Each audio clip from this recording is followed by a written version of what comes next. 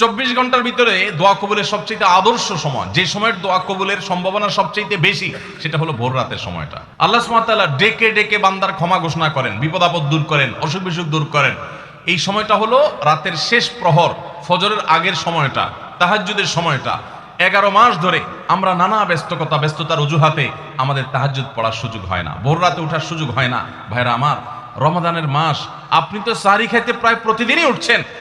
আপনার যেহেতু সাহরি খাওয়ার উদ্দেশ্যে উঠাই লাগে, তো আপনি কেন এই মাসে সাহরির সময় ভোর রাতের এই সময়টাতে, যখন আল্লাহর সাধারণ ক্ষমা ঘোষণা করেন, ওই সময়টাতে আপনি কেন শুধুমাত্র খেয়ে পরে আপনি মসজিদে চলে যাবেন ফজরের জন্য?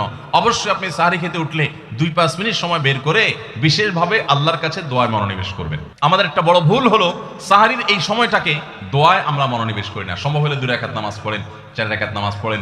সেটা যদি না পারেন, তো সাহরির খানার শেষে অথবা আগে আপনি আপনার রুমে গিয়ে লাইট বন্ধ করে নিরিবিলি জায়গায় একটু আল্লাহর কাছে হাত তুলে একটু চোখের পানি ফেলে চান, দোয়া করেন।